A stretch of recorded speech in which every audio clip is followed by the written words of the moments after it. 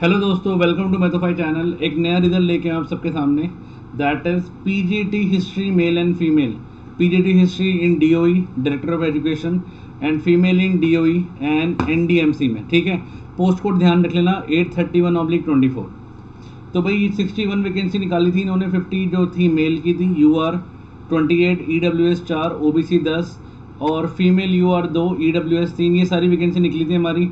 इसका जो पेपर हुआ था वो होता 22/9/2025 को, लास्ट ईयर। तो अब जाके इनका फाइनल रिजल्ट आ चुका है। आप देख लो कितना टाइम लेते हैं, ऑलमोस्ट 10 से 11 महीने। और अब है ना इनका मेमोरेंडम जारी होने वाला है, मैं बताता हूँ आगे 2 मिनट। इतने बच्चों ने पेपर दिया था, इन सबका रिजल्ट आप अपना चेक कर सकते हो वेबसाइट पे लॉगिन करने के बाद। ठीक है, लिंक आपको मिल जाएगा कहाँ, डिस्क्रिप्शन बॉक्स के अंदर।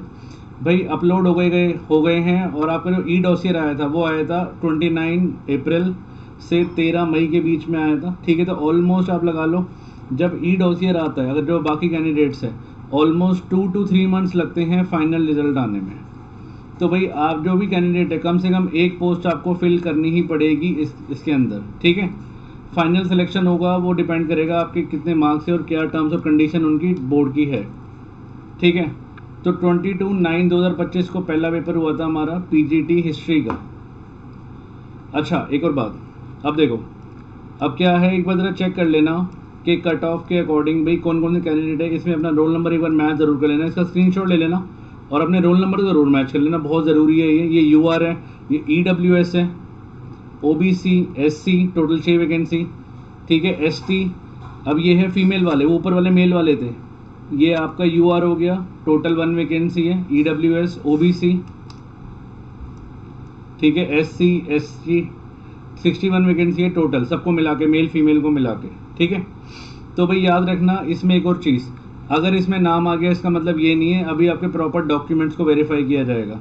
अभी आपको और पेशेंस रखो, मतलब इतने सालों से आप पेशेंस रखे हो, बस आप एक चीज़ सीख लो, वो है पेशेंस। क्योंकि 3 से 4 साल तो भाई DSSS भी लेके जाता है आपको वैकेंसी, मतलब पोस्ट देने में 3 से 4 साल मिनिमम है। अगर कोर्ट केस खिंच गया तो 5-6 साल भी लग सकते हैं, है ना। तो कोई दिक्कत वाली बात नहीं है ना, बहुत टाइम है हमारे पास। तो DSSS को लगता है ऐसा भाई, लेकिन इनको ये नहीं पता ना कि कई कैंडिडेट्स हैं जो 30, 35, 40 ईयर्स के भी हो चुके हैं। मुझे लगता है जो वहाँ पे बैठे DSSS वाले, वो सारे मेरे ख्याल से 15-20 साल के ही हैं, तभी उनको लगता है कि बहुत टाइम है, बहुत टाइम है। वैसे टाइम से याद आया, देखो टाइम तो यार किसी के पास भी नहीं है, सब चाहते हैं कि जल्दी रिजल्ट आए, जल्दी जल्दी चीज़ें चलें, बट एग्जैक्टली क्या है, थोड़ा सा टाइम लेता है ये बोर्ड, है ना। तो एनीवेज, तो 61 वैकेंसी थी। तो देखो, अगर कैंडिडेट इस चीज़ को फुलफिल नहीं कर पाते, जेन्युइननेस नहीं दिखा पाते किसी भी चीज़ से, या फिर उनको लगता है कि आपकी डॉक्यूमेंट्स में कोई कमी रह गई है, तो भाई आपको है ना एक वो डेफिशिएंसी मेमोरेंडम जारी करेगा, डेफिशिएंसी आ गई है। और मैं सच बता रहा हूँ, सिर्फ 8 दिन मिलेंगे आपको, याद रखना, 7 से 8 दिन उसको पूरा करने के लिए। जैसे मान लो कोई वो है डॉक्यूमेंट है, कोई जैसे मान लो डिग्री है, अब वो डिग्री उनको लगा कि भाई फिर से निकलवा के लाओ, तो 7-8 दिन में आपको निकलवानी पड़ेगी वो चीज़, ध्यान रखना। तो आप पहले ही ना अपने डॉक्यूमेंट्स को पहले ही निकाल के रख लो, 10th 12th वाले, अपने कॉलेज की जो डिग्रियाँ हैं सब कुछ एंड ऑल। ठीक है, प्रॉपर आपके चेक होंगे, करेक्टनेस सब कुछ वेरीफाई किया जाएगा A to Z। ठीक है, आगे चलें। अब वो यही कह रहे हैं कि नाम आने का मतलब ये नहीं कि आपको पोस्ट मिल गई है, अभी आपको पोस्ट मिलेगी।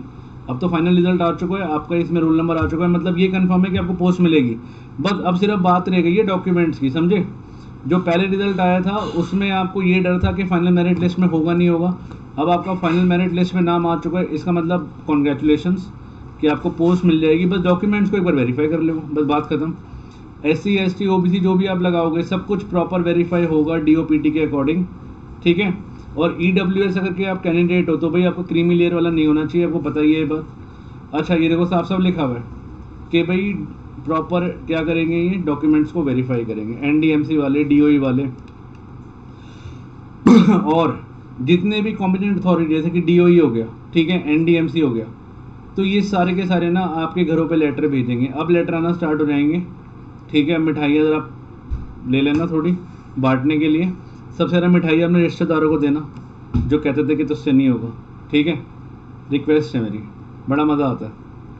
तो अपॉइंटमेंट भाई DOPT की गाइडलाइन के अकॉर्डिंग होगा। ठीक है, एक बार ज़रा वो देख लेते हैं कि कट ऑफ कितनी गई है।